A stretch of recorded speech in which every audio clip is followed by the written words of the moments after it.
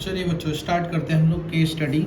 ये question number second है question paper का। क्वेश्चन का स्टेटमेंट है, Rohit is standing at the top of the building, observe a car at an angle of 30 degree which is approaching to the foot of the building with a uniform speed. 6 seconds later, angle of depression of the car formed to be 60 degree, whose distance at that instant from the building is 25 meter. ये आपको diagram दे रखा है और एक रफली diagram दे रखा है कि बिल्डिंग के टॉप पे है, कार इस तरीके से आपकी पहुंच रही है बिल्डिंग तक। ठीक है जी। उसके बाद इसने बोला based on the above information answer the following questions कि find the distance between two position of the car, मतलब आपको ये डिस्टेंस पूछा है। और सेकंड में find the total time taken by the car to reach the foot of the building from the starting point. ये आपसे मतलब टोटल टाइम पूछा है कि यहाँ से यहाँ जाने में उसे कितना टाइम लगा है। तो डायग्राम आपको दे रखा है, अच्छी बात है। हम इसको बना लेते हैं कॉपी पे। ठीक है, देखो आपको ये दे रखा है इस तरीके से डायग्राम।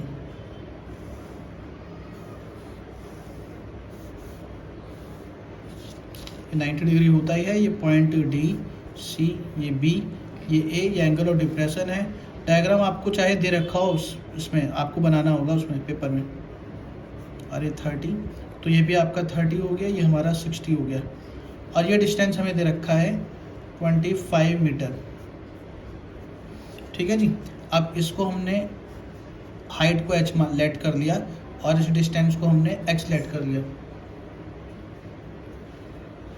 तो अब देखो in right triangle A B C में ए बी अपॉन में B C is equal to tan 60, तो ए बी एच अपॉन में 25, tan 60 इज √3।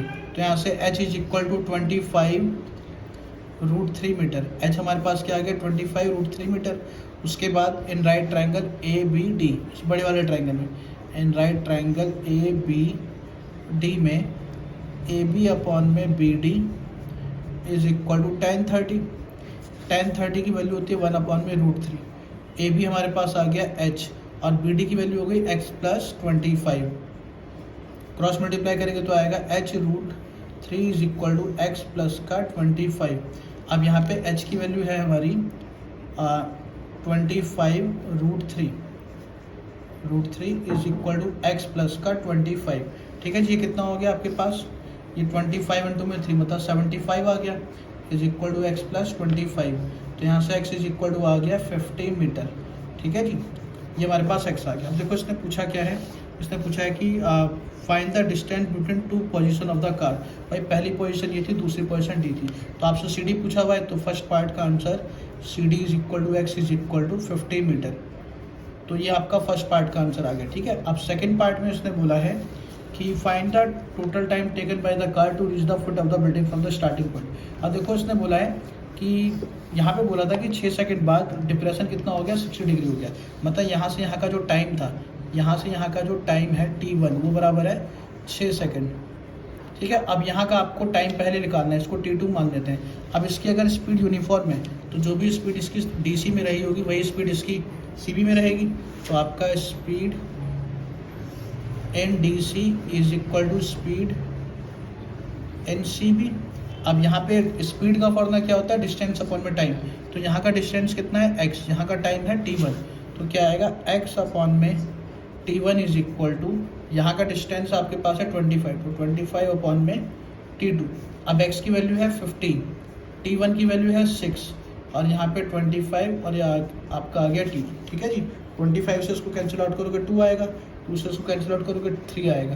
तो t2 हमारे पास कितना आ गया 3 सेकंड। ठीक है ना जी। अब अगर इसने क्वेश्चन में क्या बोला है कि find the total time taken by the car to reach the foot of the building from starting point. Starting point मतलब कि यहाँ से यहाँ का टाइम। तो जो आपका सेकंड का रिक्वायर्ड टाइम हो जाएगा, required time is equal to 6 second plus का 3 second is equal to 9 second. तो 9 सेकंड इसका फाइनल आंसर आ गया। ठीक है जी।